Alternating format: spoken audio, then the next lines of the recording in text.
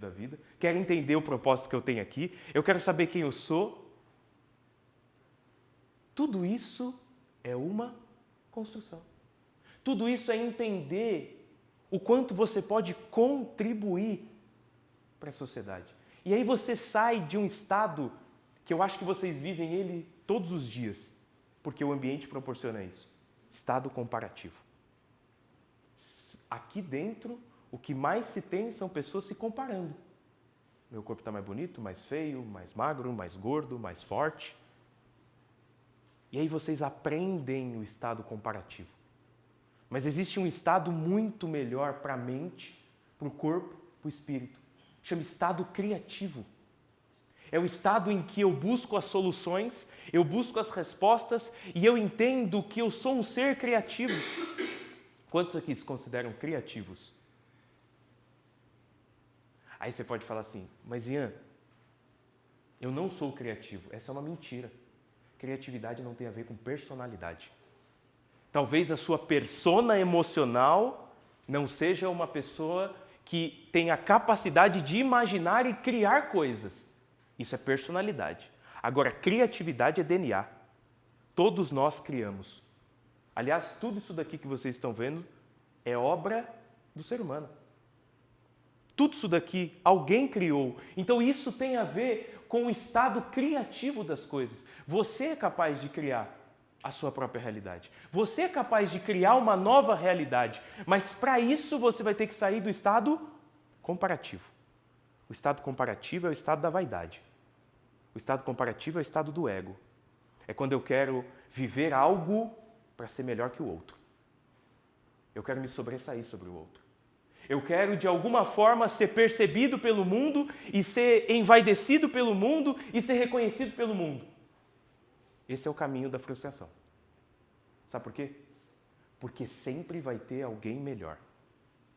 Sempre. Sempre vai ter pessoas melhores e piores que nós. Sempre. E acho que também a grande sacada não é você ficar fazendo por ser aprovado por alguém. É você superar você mesmo, é você tentar se desafiar, é você criar pensando em você, o teu propósito, o teu futuro, o teu caminho, enfim. E eu vejo que é um erro grande que acontece com a gente mesmo. Você pensar que tem que ser feito alguma coisa ou você vai mudar para alguém. Não é para o outro, é para si mesmo. Você começa a melhorar pensando em si, que daí acho que o resto vai refletindo, né? Então, assim, acho que é uma dificuldade que até eles têm de enxergar isso também. A gente conversando, assim, eu converso com muitos, né? Eles param muito para observar em volta, mas eles não olham para dentro. Para dentro. Né? E é interessante isso que a Xana está falando, por quê?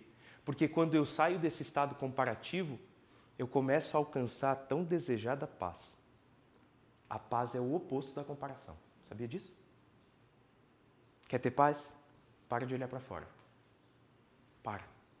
Para de se comparar. Fulano está melhor, fulano ganha mais, fulano foi promovido, fulano isso, fulano aquilo. Cara, sabe quando eu alcancei paz? Eu parei de me comparar. Parei. Eu não me comparo com ninguém. E olha que me chamam de Marçal da Shopee. Aliás, esse é o clássico, tá? Esse é meu apelido do futebol. Marçal da Shopee. Você acredita que eles testam essa? Todo sábado. Vai me escalar o Adilson. Shopee. Às vezes nem o Marçal já mete o Shopee. Ou seja, o mundo ele está pronto para te comparar. E às vezes você está sob essa ótica. A minha vida não anda, a minha vida não avança. E é o ego te impedindo isso. É só ele. Ele mora no estado comparativo. Quando eu vou para o estado criativo, eu começo a perguntar como ela fez isso? Como ele fez isso? Como o Carsten chegou onde ele chegou? O Gil e a Xana? Como eles chegaram lá? O que eles fizeram? Sabe para onde esse lugar te leva? Para a humildade. Humildade de eu ouvir a Xana, humildade de eu ouvir o Gil, humildade de eu ouvir o Michael, o Carsten. Como que você chegou lá? Como você conseguiu o que você fez? E foi aí que eu comecei a entender uma coisa muito interessante. Eu preciso de humildade. Todo mundo precisa de humildade. Porque a humildade vai fazer você olhar para dentro. E aí eu começo a ter uma nova cosmovisão. Não a cosmovisão da comparação, do ego, da correria. Eu começo a ter uma cosmovisão de humildade. Eu começo a ter uma cosmovisão em que eu quero adquirir conhecimento e transformar ele em sabedoria. E aí essa sabedoria vai fazer o quê comigo? Ela vai me levar para onde eu quero. Só que não adianta você só chegar lá, porque muitos chegam lá, só que negociam a saúde mental, negociam a qualidade de vida e negociam o corpo.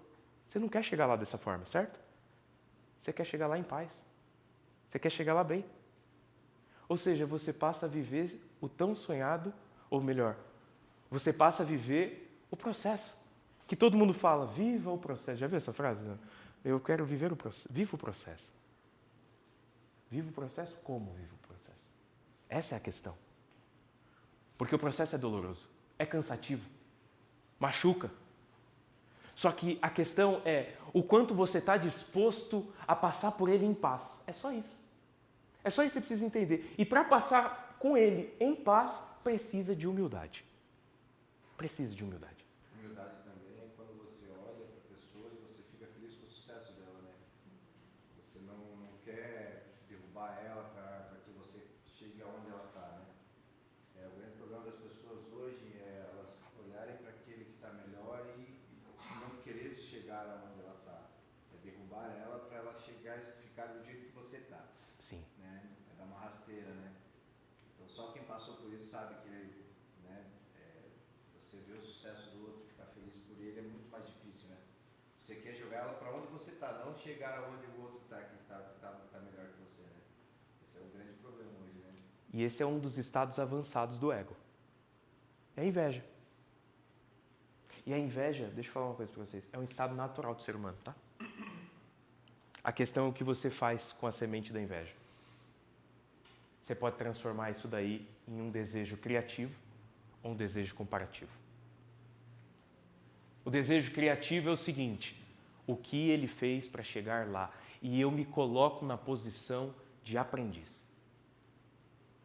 E é muito destrutivo também, né? Você derrubar o outro. E aí qual é o outro? Eu não consigo, então ele também não consegue. Eu não quero que ele chegue lá. Eu não quero que ele esteja lá. E eu faço de tudo para derrubar ele. Isso se assemelha ao trabalho em equipe? Sim ou não? Totalmente. E às vezes você está tentando alguma coisa na vida, tentando sair, só que você está saindo da forma errada. Do jeito errado. Ou seja, parando de ouvir as pessoas e tendo referências muito ruins. Esse é o quarto passo do ego. A referência. Você precisa ter novas referências. E isso fala muito do ambiente emocional que você está inserido. O que é ambiente emocional, Ian? São as pessoas capazes de influenciar as minhas emoções. Com raiva, com amor, com ódio, com felicidade, com tristeza, com angústia, com paz. Quem são as pessoas que influenciam suas emoções? Quem são as referências que você tem emocionalmente? Não, Ian, eu sou uma pessoa extremamente racional. Eu ajo só pela razão. Levanta a mão quem age só pela razão. Ah, vocês estão sabendo bem. Ninguém age pela razão, moço. Razão não tem energia. Todo mundo age por uma emoção. A razão fala o que você tem que fazer, mas quem alinha o seu caminho são as suas emoções. E o quarto passo para você combater o ego é trocar a sua referência. Eu troco de referência e eu passo a ouvir pessoas que chegaram lá. Posso falar uma coisa que mudou minha vida? E é pessoal? Sim ou não? Posso contar uma história minha? Banho gelado. Quem gosta do banho gelado aqui? Ninguém. O Carsten levantou lá. Olha lá, tem uns 4 aqui. Não, mas gostar você não gosta, mas você É faz verdade. porque precisa. Boa, Entendeu? verdade. Vou refazer a colocação. Eu tenho um monte de coisa que eu tipo assim, Quem toma banho gosto, gelado aí? gosto. Aí, nós 4. Beleza. Ufa, quatro. Não, cientificamente, dispensa, vocês sabem bem melhor do que eu, cientificamente, o que faz o banho gelado. Mas eu vou te falar o que mudou na minha vida. Em meados de 2021 para 2022, eu tive um burnout. Burnout, vocês sabem, esgotamento mental. E aí, eu fui diagnosticado com vários transtornos. Porque eu não conseguia nem dormir, eu tinha insônia, e aí era transtorno de ansiedade, de déficit de atenção, de bipolaridade, e uma série de estresse relacionados ao trabalho. E eu fui para uma cama depressivo, tomar remédio e não dormia. Esse era eu. Há 4 anos atrás, vai fazer 5 anos atrás. E aí um dia eu ouvi um maluco na internet falando assim, cara, vai tomar banho gelado. Você tem 2 opções quando você está lascado. Ou você continua preso no ego, fala, mano, que banho gelado, velho. Que idiota. Ou você muda a referência e testa as coisas novas na sua vida. Eu falei, eu já estou lascado. Uma água gelada a mais, uma a menos, não vai mudar nada, não vai me jogar mais para no fundo do poço. Eu já estou no fundo do poço. Beleza, comecei a tomar banho gelado. Mudou alguma coisa na minha vida? Mudou nada. Falei, pô, eu tenho que ficar aqui embaixo desse desconforto. E aí ele falava assim, ó, você precisa acostumar sua mente ao desconforto. Está muito confortável. E é por isso que você caiu onde você caiu. Não falando para mim, mas a pessoa contextualizando o banho gelado. Pois bem, nisso eu passei a começar a entender e comecei a melhorar minha disposição, comecei a ter um pouco de sono, eu não tinha sono, eu tinha insônia, e aí nisso eu comecei a ter um pouquinho de sono antes de dormir, e eu tomava remédio para dormir, eu falei, nossa, eu já estou com sono, não tomei o remédio, está melhorando um pouquinho. Ou seja, eu mudei minha referência. Aí eu ouvi um outro maluco, que era minha referência também. Aí já era um treinador mesmo, neurocientista. Ele disse assim, ó, as palavras que você fala têm muito poder. E acho que vocês já devem ter ouvido falar disso. E aí eu desenvolvi uma coisa, eu falei, e se eu começar a falar debaixo do banho gelado, o que será que vai acontecer? E eu comecei a botar a mão na minha cabeça, todo banho gelado. E eu comecei a falar, eu sou curado. Meus neurônios são curados. Eu não tenho nenhum transtorno. E todo dia. E aí, quando chegava à noite, eu estava com sono. Eu comecei a falar que eu dormia bem. E eu falei, não é que esse negócio funciona? Aí eu comecei a reduzir o remédio. O psiquiatra falou, você vai ficar maluco. Você vai cair na cama de novo. Eu falei, você vai cair primeiro que eu. Brincadeira, eu não falei isso para o psiquiatra, né? Lógico. Ninguém fala isso. Ninguém fala isso para o psiquiatra, né? E aí eu falei, beleza, eu vou continuar. E continuei testando algo novo. E eu comecei a reduzir o remédio. E eu comecei a cortar o remédio. E eu cortei e fui cortando. E eu fui dormindo e fui tendo sono. E um dia eu cheguei no psiquiatra e falei, eu não preciso mais de remédio. Ele falou, você sabe que você precisa. Eu falei, não preciso. E faz 4 anos que eu simplesmente, com 1 ano de banho gelado, virou a chave. Mas você entende? Aí, se eu contar isso, tem muita gente que ouve isso e fala, você é maluco. É só o ego falando para você. Não saia do conforto. Não tenha uma nova referência. Existem 2 tipos de pessoas. As que têm uma nova referência e as que vivem sob o ego. É só isso. Cara, vocês estão diante de pessoas que chegaram em lugares excepcionais. Pessoas que têm escuta ativa, que podem te ouvir. Pessoas que já chegaram em resultados excelentes. Ou seja, não tem nada que impede vocês de terem uma nova referência e testarem coisas novas. Ian, você tinha certeza que ia dar certo o banho gelado? Mas quem tem certeza de alguma coisa nessa vida, meu filho? Sabe por que você não testa? Por causa do estado comparativo. E se der errado? E se eu me frustrar de novo? E aí, sabe que estado é esse? É o estado do ego. É o estado de quem continua sempre olhando para fora. Hoje eu testo de tudo. Testo empresa, testo negócio. Se falar que passar terra na cara vai dar certo, se eu tiver com a pele ruim, eu vou passar. Se eu tiver com a pele ruim. Eu tava de cama, filho. Você entende? Eu estava de cama.